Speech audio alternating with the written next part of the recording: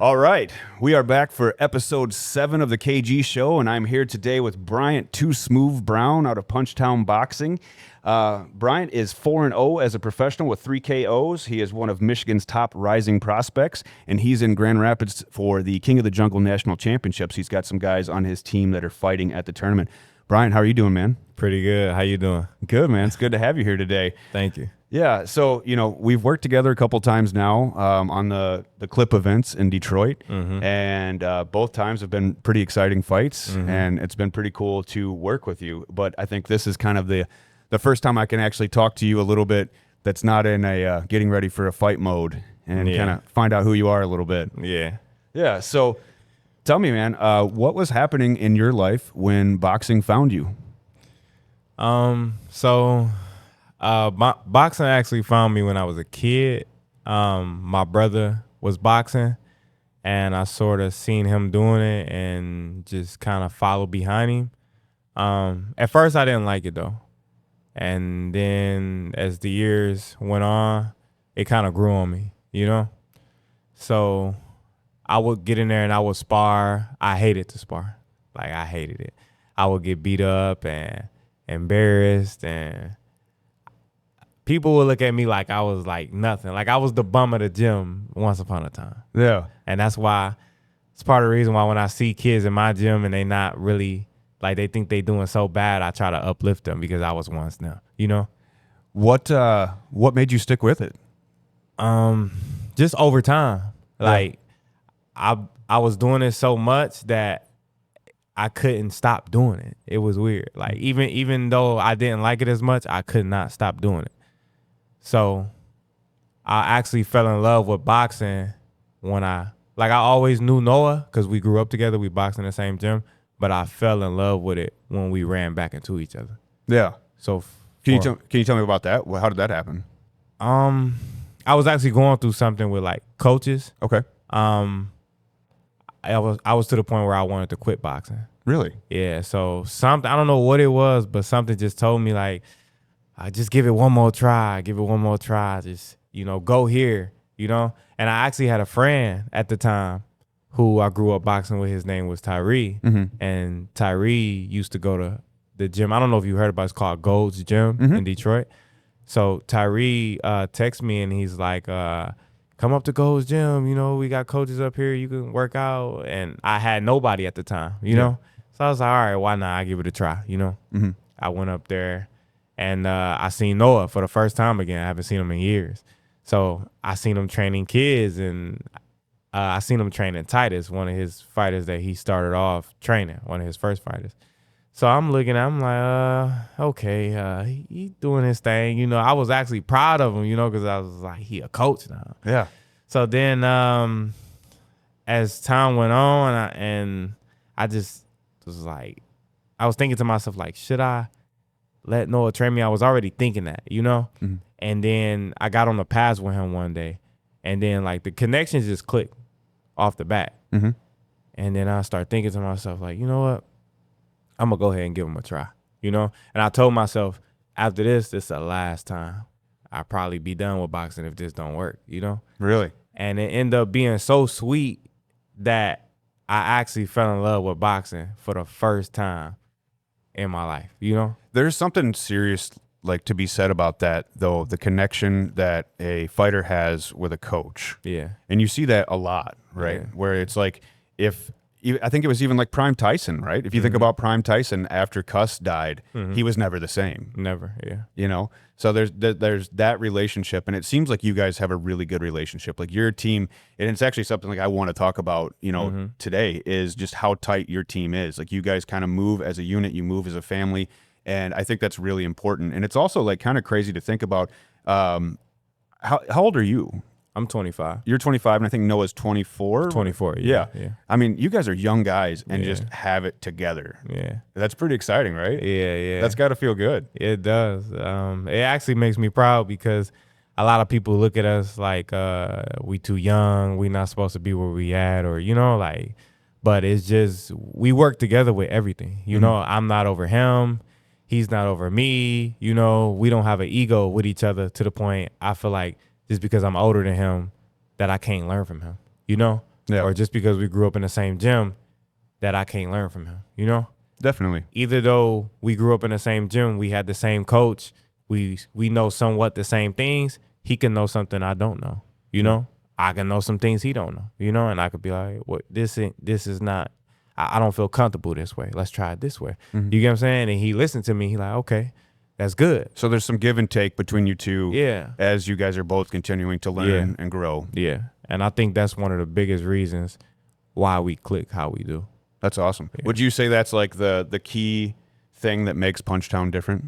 Definitely. It's just that kind of like collaborative effort. Yeah, it's almost like a Batman and Robin type of thing. You know, like Robin, he's his own guy, but you know, like Batman got to say so he gonna listen to whatever he say. You know, like it's kind of like that. So yeah, that's awesome. So you've got several, you know, younger fighters that are on the card here at King of the Jungle. Yeah. And what's it like watching this younger generation come up at Punchtown?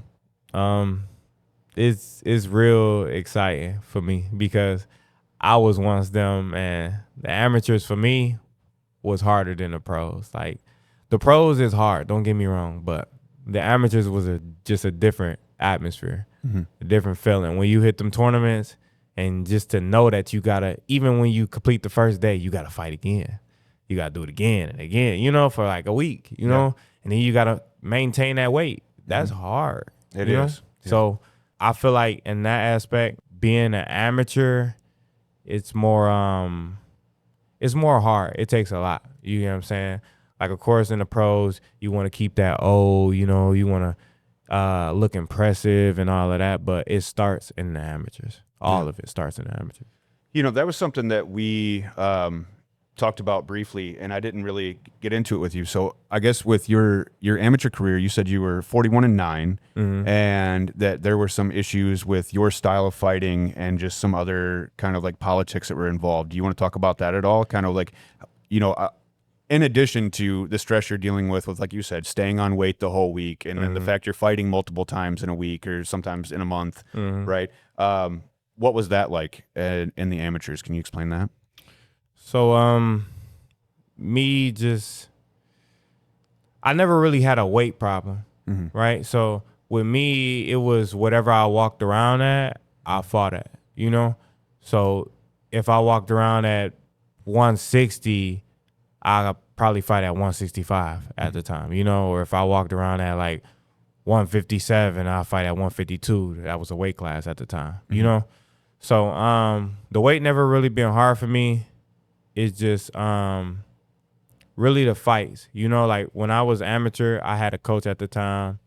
I really don't want to say it in the name for real, but I had a coach at the time where I wouldn't fight as much. Like I would fight maybe twice a month, you know?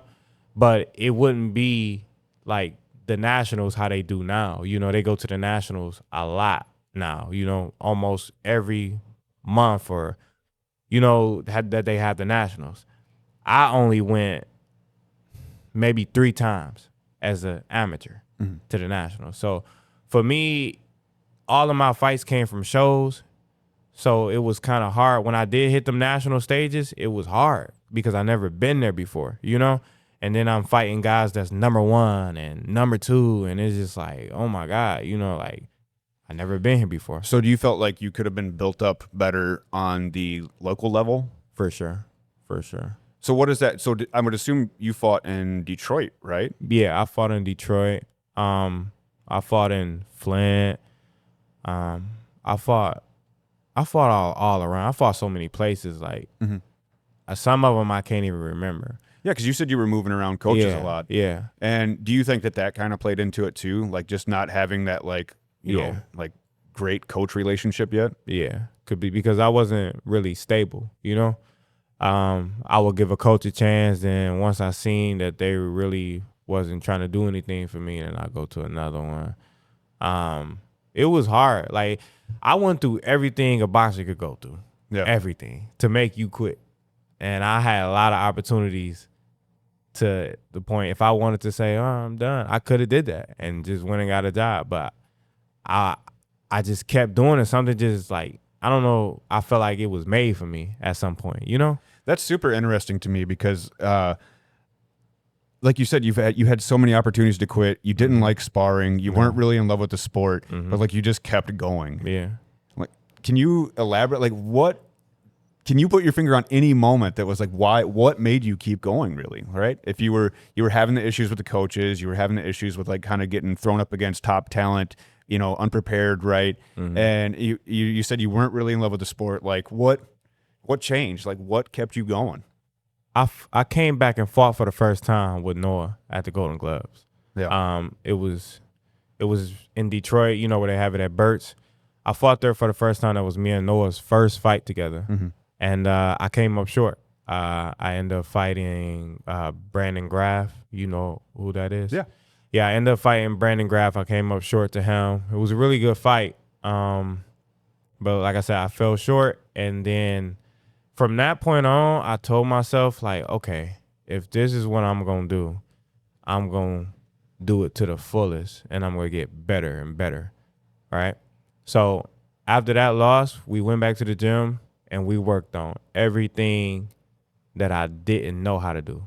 We didn't work on nothing I knew how to do. We worked on everything I didn't know how to do. And from that point on, we fixed the mistakes, and then we fought again. And then when we fought again, the very next fight, I've been winning ever since. Like, everything changed. My entire style, my mentality. Like, it just clicked. Noah made me believe that I was the best. You get what I'm saying? Yeah. At one point, I thought I was nothing because everybody around me made me think I was nothing. You know? Everybody always told me, or you're not that good, like, you need to get better, you know? So I always was down on myself. And when I got with him, he uplifted me and put my mind at a standpoint where nobody could make me think less of myself no more. And at some point, I start performing like that guy that he thought I was. Because he believed in you. Because he believed in me. Yeah, he instilled that belief in you as well. Yep. So when he believed in me like that, it made me love boxing. Like, it made me like, okay, I finally got somebody that I can do this with. You know? Yeah. That's fantastic, man. Yeah. That's really, really cool. Yeah. So seeing that and knowing that relationship is so important, and also just kind of like your trials and tribulations coming up in the amateur ranks, how does that play into your teammates now, and how does that affect the things you're teaching to these younger generations coming up? Well, when they're going through what they're going through, I always try to be there for them. Like, I always try to be the second voice to them. I know that Noah can only tell them what he know, and sometimes they need a second voice, to look to and be like, oh, what do he think? Because they look at me as, that superhero in the gym. Every gym has that one superhero, that everybody look at. And they all look at me. So when Noah's giving advice, I try to be there to be his second eye, to give them a different look on things, because he may not see what I see, and I might not see what he see. But that's why it's good for me to be around, because I've been there in their situation, you know? Sure. And I've been in those 3-round fights where every round you're throwing 100 punches or better, and somebody's in your face the whole night, So it's to be there for them mean a lot to me, Definitely. What do you hope that they learn from watching your career? I just hope that they learn that whatever you put your mind to, you can do it, and I'm doing it for a lot of reasons, but that's one of them. That's one of the biggest reasons, because like I said, all the things that I've been through, 4-0, 3 KOs, and still going, I feel like I'm not supposed to be here, I feel like, this is something that I thought I could never do, ever. But then I look up and I just be like, I'm doing it. Here you are. Like, it's crazy. So I saw something on this, and you reshared it on your story recently, and it was, I think it was Infinite Sports Media said something that you're going to be the type of guy that people talk about watching you early in your career, and you're the next superstar. Yeah. How does that make you feel to hear people say things like that? Well, I'm always humble. Yeah. You know, like, but it makes me feel good because I know that other people are believing and seeing what some try to refuse. Mm-hmm. You know, like some people know that I'm good. You know, Mm-hmm. they know that I have the skills to be great in boxing, but they don't want to accept it. You know, they don't want to admit it. You just got to become undeniable. Yeah. So I'm always humble, you know, and people say a lot of great things about me, and I just take it all and I just thank you, you know, like, but I never let it make me to the point I'm overly cocky or I get to the point I can't learn no more, you know. Mm-hmm. I'm always open to whatever any coach on the outside has to say to me. You know, if they say, "Oh, you need to throw your jab more," I'm gonna listen. You know, okay, I got you. You know, I don't feel like I'm bigger than the program at all. So one thing that we've talked about before is that I really think it's great that you have such you kind of have your head really wrapped around branding and understanding that it's not just you as the fighter that's going to sell the tickets, right? And understanding that you are a brand. Yeah. And so for every show, you have like custom T-shirts, and you Yeah. have these things that you're doing. You have your own promotion thing that you're building up alongside of your team as well. Yeah. Right. I think that's really important. And I talk about this with a lot of guys, especially for the amateurs, is that they just don't understand it, that you are your brand. Yeah. And if you don't start building that early, like how are you ever supposed to be appealing to a promoter or to a manager, right? And just getting that understanding. So when did you realize that it was not just about winning fights, that it was about building yourself up as your brand? I realized when I had my second pro fight in Mexico and we did some T-shirts. You know, the T-shirts were cool, but I thought to myself, like, you know, Too Smoove is me, you know? And if I'm a have something, like if I'm going to make a T-shirt, I want it to be exactly how I imagine it. I want it to represent me how I imagine, you know? So that's when I went into trying to create my own stylistic of the shirt, you know? And even the shirts I have now, like they're cool, but I know each shirt I make can get better as time go on. So you have to start somewhere, you know? And if you never start, if you never start, you'll never know where you can go 100%. with that, you know? You learn as you grow. Yeah. So it's not only about boxing. And like you say, a lot of fighters don't realize that your name is your brand and your brand is your name and it represents you, you know? So some people who may not buy a ticket for your fight, everybody's not going to buy a ticket, but you might have some people who's going to come buy a shirt, some people who might buy a hat, you know? People like cool designs. Yeah, so you want to have people supporting you all around the board, not even just at your fight. And not only that, but that also gives you an additional revenue stream. Yeah, definitely. Where you're making extra money in addition. Because I have to imagine that early on in the pro ranks, like that's not the most lucrative thing, right? Yeah. So that helps you get more money coming in the door. So I think that's super important. If there was one thing that you would tell young fighters to be doing outside of the gym, as far as like that part of the business goes, what would it be? Just try to market yourself a little bit more. You know, if you like clothing and a stylistic type of person, you know, jump into clothing and try to create something that catches people eye, you know, catches the people eye. So you could be a good fighter and all of that, you know, you can have fans, you know, but if you don't have anything that the fans can remember you of, then it's almost like, okay, you know, like it's just, okay, me as a fighter, basically what I'm doing, I only want people not only to remember me from my fights, but remember me from, oh, this specific shirt was from 4-0 fight. You get what I'm saying? Yeah. Or this specific shirt was from his debut, you know? It tells a story. It tells a story. So I want every fight, I make a different shirt dedicated to that fight. So, and I try to make it where I don't bring those shirts out anymore. if you don't get the 4-0 shirt right then and there, then pass on. Limited edition, man. Limited edition, yeah. So it's like I'm trying to get something going now where every shirt is legendary.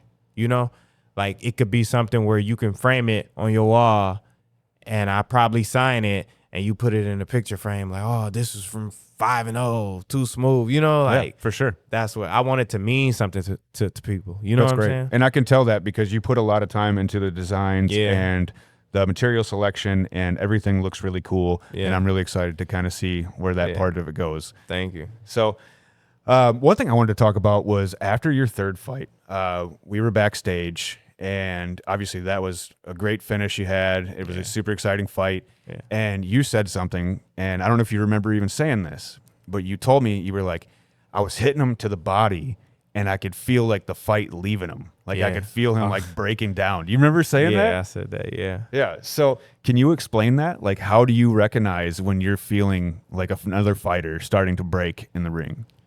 So it's kind of like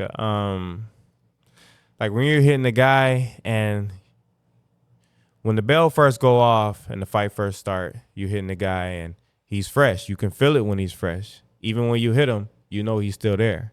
But as the fight progresses and you start hitting him with your best shots, and you can tell by the body language.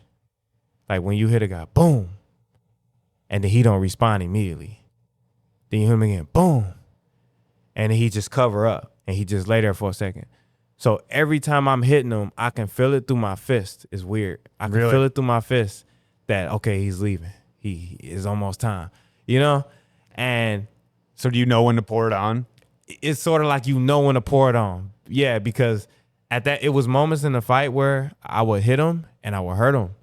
And I felt him wanting to quit, and I would pour it on.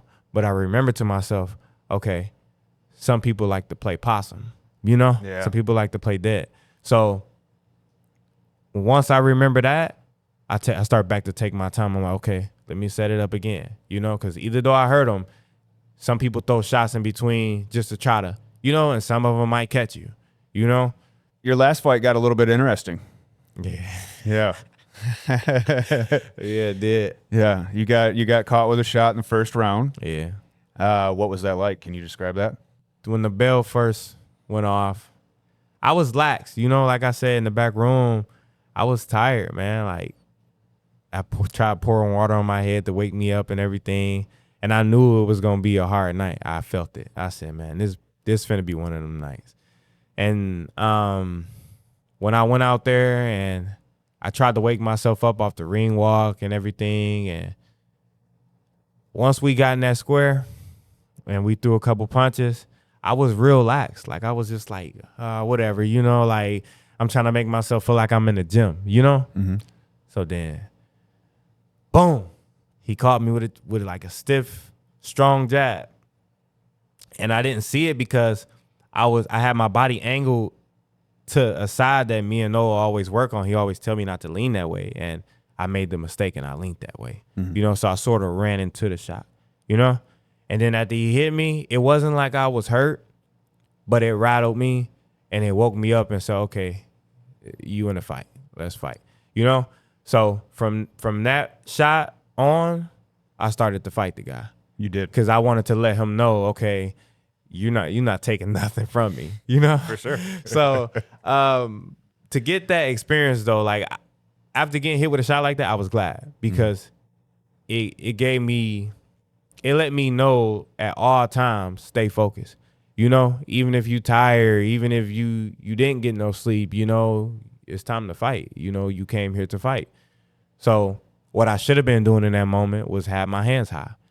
Unfortunately, I was trying to be loose and wake myself up and trying to be, you know, how I am in the gym. And the headgear come off, you can't do that, you know? And I learned a good lesson, you know? And you turned it around and you poured it on. Yeah. I mean, man, we got those pictures, I mean, where you're just hitting him, the blood's like pouring out of his mouth. Like those are killer shots.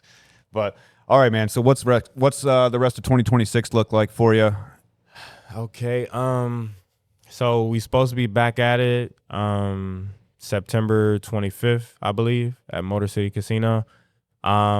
I think that's going to be my last one to close the year out. Yep. Take some time off, recuperate, heal up, take those couple months off. Then we're going to jump right back in February of next year. So awesome. Well, where can everybody find you online? You guys can find me on Instagram at 2.smoove2. And then you guys can find me on Facebook at Shamar Brown. Anything else you want to say to finish up to the people that support you? Yeah, I just want to say thank you to everybody that supports me. I appreciate every single last one of you. And yeah, we're going to keep rocking. We're going to go 5-0, 4 knockouts next fight. So yeah, keep watching, keep supporting. I appreciate y'all. Thank you.